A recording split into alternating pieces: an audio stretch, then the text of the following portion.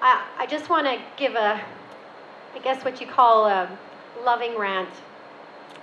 And we're looking at the whole of Alberta. What are we? We are groups of small businesses, oil and gas, farmers, people who have created the fabric of this beautiful province that we live in. We are musicians, and we are family members, and we're teachers and oil rig workers and business owners and people who fit pipelines and people who write news for a living. There's a whole bunch of us in here that have various different backgrounds and all want to see our province succeed. And that's the biggest thing, is that when you're looking at who it is you want to govern, what your expectation is that person has to love Alberta more than anybody else in the world.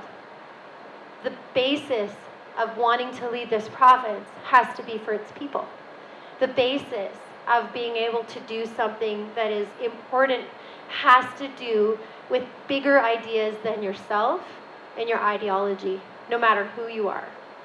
And the thing that has been most interesting to me has seen the political and the policy attacks on the very things that have grown this province. And this is about understanding and acknowledging where we come from and how we built this province. And I often say that if I ever get a chance to go to Paris, if I ever get a chance to go to the talks about the environment and about what goes on, they will never call our oil dirty ever again. That will end. And they will figure out very quickly, from somebody who loves this province and this country very quickly, about the prosperity that oil and gas brings in this country, but also what we can offer to the rest of the world.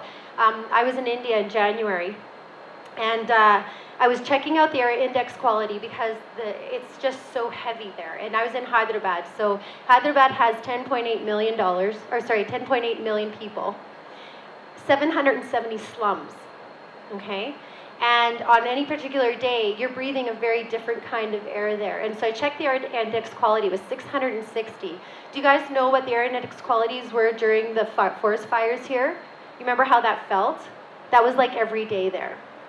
And, you know, I was talking to a lot of people. You have the privilege of speaking with lots of people all the time, and once people find out you're a politician, of course, they want to talk to you about everything, which is wonderful, because I love to talk, so that's good. But I explained when I came back, especially, that the folks in India want our natural gas. You see, in India, they have a burgeoning middle class. This is a really spectacular thing in a country with that level of poverty, that you can think that we've got this incredible group of people that are starting to come forward and have jobs and grow the economy in a country that has such extreme poverty. Energy poverty is a huge piece of that. The ability to be able to live your life, have access to all of the things that we take for granted in this country. When a country like Canada, that has the level of natural resources and the methodology with which we bring up those natural resources, we are the best in the world. Make no mistake about that.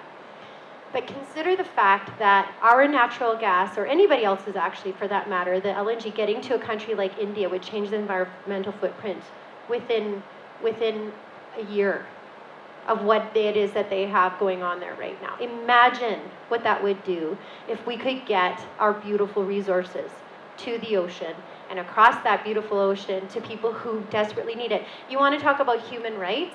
The violation of being able to build pipelines, to be able to build a corridor in our own country, the violation of not being able to put those natural resources into the hands of other countries that need them, that's a human rights issue for me. And anybody who doesn't understand the validity of moving those products across our country, within our country, let alone, we could talk about Energy East. The fact that we're not allowed to produce our own resources in our own country for our own people is an absolute violation of the people of Canada who own these minerals and have the right to be able to produce them and use them, let alone getting them across to countries like India and China who desperately need our resources. And when they're coming from other places that do not respect human rights, women, people of different sexual orientations, that do not understand how to bring it out of the ground in a safe way, like we do with our regulations and our methodologies and our changes in how we use water and how we follow up with the earth, air, and water. Every single Albertan cares about their earth, air, and water. Not a single person who works along a pipeline or anywhere there who sends their children to school across from where they work is wanting to contaminate their earth, air, and water. And anybody who tells you that that is what we're thinking of is wrong.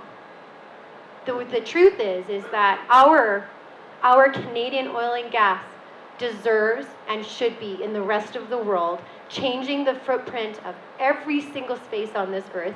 And if you actually want to understand how to do it right, Canada should be at the top of that pyramid, not at the whipping post, for lack of a better word, as the country that deserves to get smacked around and thrown to the bottom for the amazing things that we do.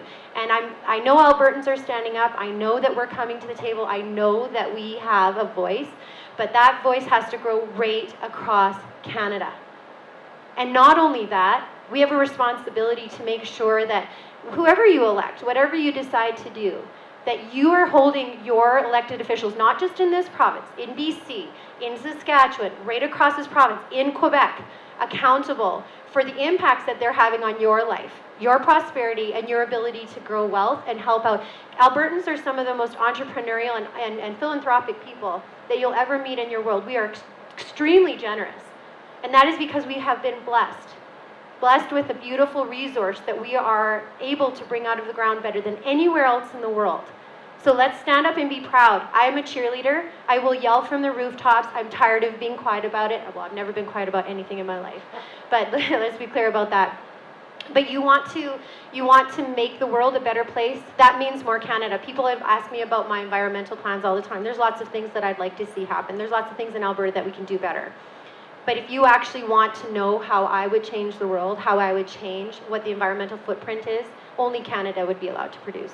In our way, our methodology, our oil and gas, our things going to the rest of the world, leading the example of how things should be done.